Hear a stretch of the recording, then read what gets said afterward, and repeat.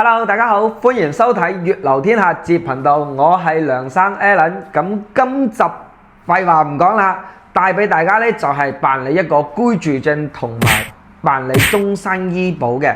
咁其實辦理終身醫保呢就可以享受翻我哋同內地人一模一樣嘅醫療福利噶啦。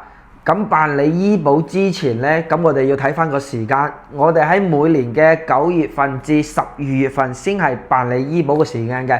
咁呢條影片我哋拍攝嘅時間呢已經係10月31號啦。咁其實我哋都好多香港朋友最近問翻我，喂，我仲未買醫保喎。我會問翻佢，你辦咗居住證未啊？你未辦居住證買唔到嘅喎。咁依家差唔多11月份啦，咁你要買醫保就嗱臨要搞掂呢幾樣嘢先得。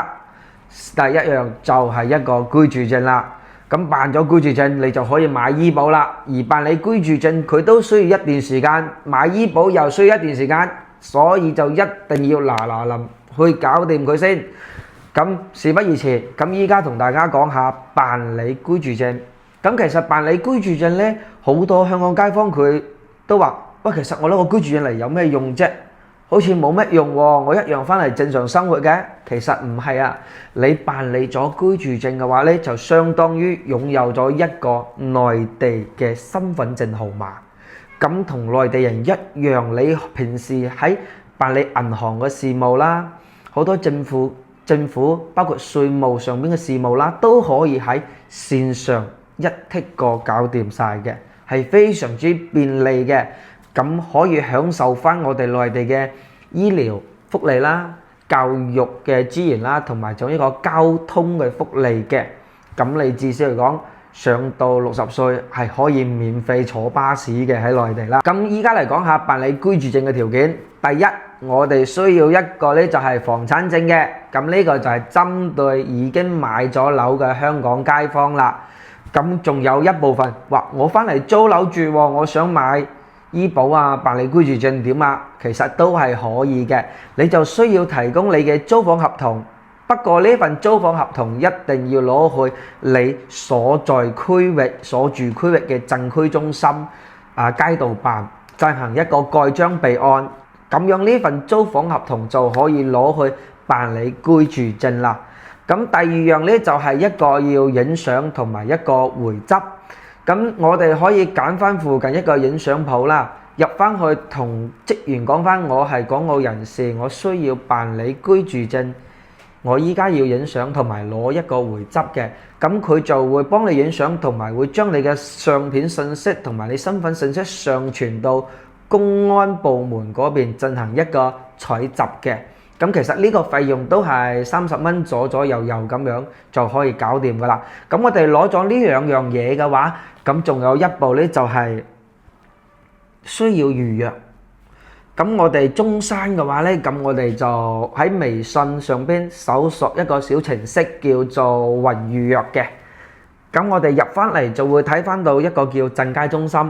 咁呢個鎮街中心我哋 click 翻入去呢，就會見到會有好多鎮區啊，即係包括你所在嘅位置啊。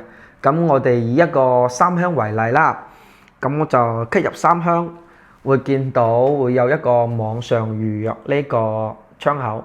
咁我哋網上預約呢，就係我哋可以指定日期提前預約去攞號嘅。咁呢個自助取號呢，就係我哋嚟到行政服務中心現場啦，就唔需要工作人員取號啦，我哋手機上邊取號都得嘅。咁我哋揀翻網上預約，咁入翻嚟我哋會見到會有好多部門喺呢邊。咁我哋辦理居住證嘅部門呢，就係屬於一個公安分局進行管理嘅。咁我哋就揀翻公安分局入邊，揀翻入邊你會見到一個港澳居民辦理居住證業務嘅窗口，我哋 click 翻入去就可以見到有辦理嘅時間，同埋仲有預約剩餘嘅時間啊、人數啊，可以睇翻嘅。我哋就揀翻日期啦、時間啦，再填翻一個信息，預約到，咁我哋就會有一個預約咗嘅預約號。咁我哋就將呢個預約號 cap 圖就 OK 噶啦。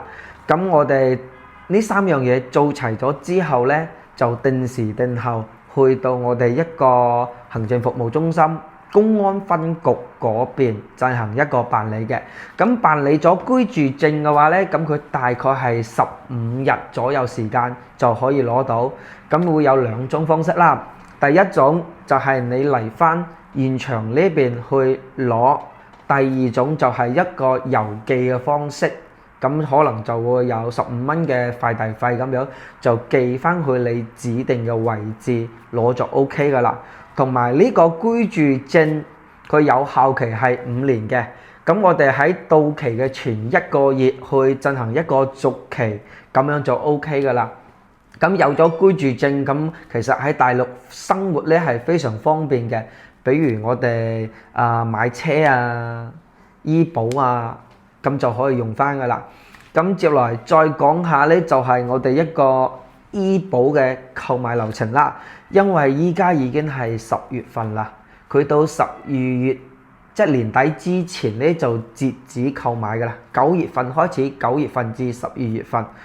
咁我哋目前已經係11月準備嚟啦喎，10月份底啦喎。咁我哋就進行一個購買醫保。我哋需要個資料同埋預約係點樣嘅？依家就係同大家演示一遍啦。咁買醫保前提下，你一定要有居住證，係啦。咁如果居住證仲未辦理嘅朋友，一定要揸緊時間，因為辦理居住證要一段時間，買醫保又係要一段時間，係啊。咁首先我哋都係一樣啱先咁，第一，攞翻一個居住證，第二都係需要去到影相鋪進行一個影相同埋攞個回執嘅。咁你今次就要同翻工作人員講翻，我要影相攞回執係辦理醫保嘅，因為佢格式係唔同嘅。咁第三步就嚟到我哋一個網上預約呢邊啦。咁都係打翻開我哋雲預約啦，街鎮中心。都係揀翻3鄉啦，咁揀翻就去到我哋一個入邊就會有好多部門嘅。咁我哋醫保就係屬於衛健局管理嘅，咁我哋揀翻到衛健局嗰度，咁然之後我哋就入翻嚟有一個叫醫保綜合業務嘅，我哋 click 翻入去，咁就會睇到我哋所在區域仲有冇號預約。咁譬如我 click 翻到3鄉呢度，哇，點解係約滿咗嘅？咁我係咪冇得辦啊？唔緊要，我哋可以揀翻其他日期都冇問題嘅。咁我哋再睇翻其他日期啦。咁哇，弊咗，點算啦？咁我哋11月份19號都俾約滿晒喎。咁係咪我買唔到醫保啊？咁點算啊？咁其實呢個都唔需要擔心，我哋可以關注下邊仲有冇號其他日期啦。咁同埋我哋賣嘅係中山醫保，咁其實中山醫保你可以喺中山任何一個鎮區、任何一個行政服務區都可以買到嘅。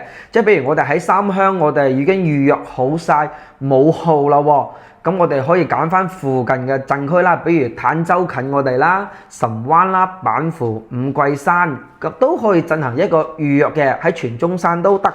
咁呢邊仲會有一個其他可辦中心，我哋 click 翻入去就會睇到，哦，原來其他鎮區咧都仲可以預約嘅，係啊，有一啲鎮區佢都係冇咗噶啦，比如好似市區嘅行政服務中心佢冇咗噶啦，咁我哋都可以 click 翻入去睇翻下其他日期仲有冇，咁就 click 翻入嚟就揀翻你要嘅時間預約好。然之後會有一個預約嘅回執信息俾到你嘅，咁就帶齊你居住證啦、相片回執啦同埋預約號啦，咁就定時定候去到我哋嘅行政服務中心嘅衛健局嗰度進行一個辦理。咁辦理咗之後呢，咁佢都會有一個辦理醫保之後嘅回執去俾翻我哋街坊嘅。咁辦理咗之後呢，我哋就需要進行一個繳費啦。咁繳費佢唔係話即時就可以繳到費㗎啦。咁佢可能1個禮拜後啦，咁你就需要喺一個叫粵稅通上邊進行繳費嘅。或者係你嚟到現場繳費都係冇問題嘅。咁我哋做完呢幾步工作嘅話呢，咁就到最後一步，離開我哋嘅行政服務中心啦，咁就去辦理一個叫醫保卡嘅。咁辦理醫保卡嘅情況下，如果我哋喺內地買咗樓並且有按揭嘅街坊就一定要注意啦。咁比如我哋就係中國銀行做嘅貸款按揭嘅，係咪？咁我哋辦理嘅醫保卡其實佢都係屬於一張銀行卡嚟嘅，因為你辦理醫保卡佢嘅上邊登記信息呢，就係用翻我哋一個居住證嘅身份證號碼進行一個登記嘅，而我哋做貸款嘅時候呢，用嘅身份信息係我哋嘅香港身份證同埋通行證嘅信息去進行登記嘅，咁你就係辦理唔到呢個醫保卡嘅，喺呢個按揭銀行呢度辦理唔到，我哋就需要喺另外一間銀行，比如我喺中國建設銀行我冇開戶嘅，咁我就去呢一間銀行進行一個辦理嘅。咁其實我都係推薦你辦理醫保卡，你去一個全新嘅銀行辦理就會比較好啲。係啊，咁辦理咗之後大概1個月時間就可以攞到呢張醫保卡啦。咁攞咗醫保卡，我哋仲有一步最關鍵嘅呢，就係叫定點醫療。定點醫療呢，即係比如我喺三鄉呢邊係咪？咁我平時頭暈身慶，咁我肯定就近就醫㗎啦，我就會定點三鄉醫院呢邊嘅。咁定咗點之後呢，佢門診都係可以報銷埋嘅。咁如果你未定點，佢門診係冇報銷嘅，只有住院先有得報銷嘅。而且定點咗之後，佢個報銷比例係會比較高嘅。咁完成咗呢啲步驟，咁你就真真正正已經係將醫保完完全全買到㗎啦。咁內地嘅醫療福利你就已經享受到㗎啦。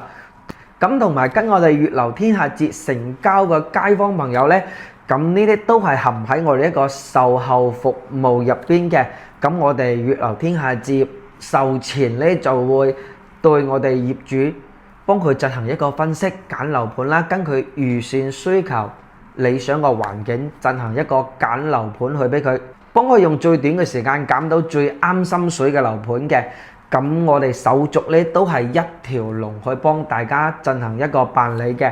咁買咗樓之後落咗訂啦，你進行一個匯款啦，做按揭啦，收樓、驗樓、裝修、家居、辦理居住證、醫保、社保同埋港車北上 ETC 呢啲，我哋都係一條龍服務，一剔過可以幫大家搞掂埋嘅。好啦，咁買樓就一定要揾翻我哋粵流天下，粵流天下節助你安心置業滿天下。